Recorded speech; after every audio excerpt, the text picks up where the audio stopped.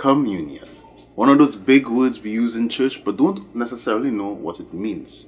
Some of us may have had the question of why we should, practice the communion, and even now if we should still continue to practice as we are home.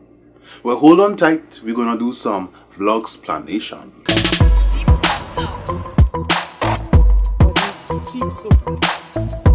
Man or woman for us.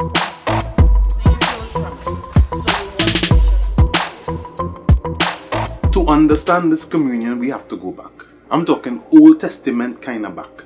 And quick disclaimer, I'm not saying that the Passover is the communion or the Lord's Supper. I'm just showing you how everything connects. Back in the days of Moses, God delivered the children of Israel out of slavery by the hands of the Egyptians.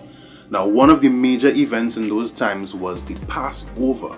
This is when death was allowed to pass through Egypt, but for the people who obeyed instructions, death passed over. After this, God instructed them to regularly observe the Passover, remembering what God had done for them back in Egypt. This is one of the many festivals/celebrations that the Israelites practice or observe. Fast forward to when Jesus walked on the earth, he also observed the Passover, because remember, he was born as a Jew. The Old Testament was a shadow of things to come, meaning that things that happened back then resembled future and greater things to happen now and that still need to happen.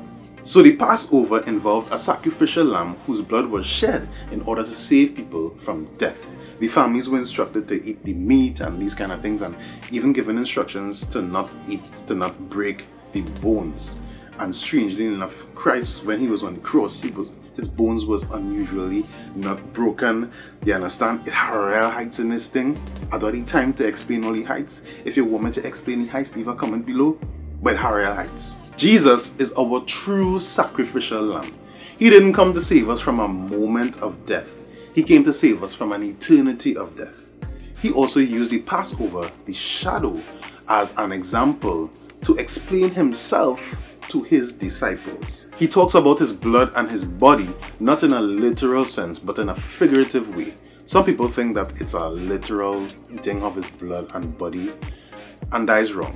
He's trying to connect a deeper meaning to the whole Passover sacrificial lamb kind of concept.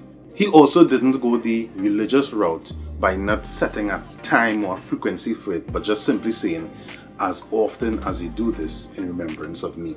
He also made it something that non-Jews can practice. This is not the same Passover celebration that the Jews observe. This is something different. This is done symbolically to remember what Christ did for us. I mentioned this briefly in our Easter video. Jesus communed with his disciples regularly. That is just fancy words for saying that Jesus spent time with them, Jesus shared meals with them. They had a deep relationship. I would imagine that if that happened in today's time, then it will simply be Jesus and the 12 disciples sharing out some fried bake and cheese and some, tall glasses of Morby and thing. I believe that the symbols doesn't necessarily have to be exact replicas of the unleavened bread, etc. But, you can't go overboard. Just make it adequate symbols to just keep things in order. This is my opinion. If all you have is a meal and fellowship with your little brethren and them, then you can practice communion, right? And at the end of the day, my opinion again, it was the last supper. It wasn't the last sample, right? So I don't mind getting a full glass of grape juice when I go back to church. You understand? I could do with a full glass of grape juice. Just saying. I want my grape juice. So, should we observe the communion? I say yes.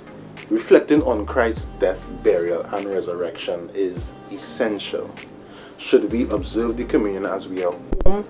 I say yes as well, simply because I think this is one of the elements of church that is not bound by the four walls. It's vital for us to make sure that we are gathering in one accord, in unity, and that we are all encouraging each other to reflect on what Christ has done for us. We may be apart physically, but we're not at a distance spiritually.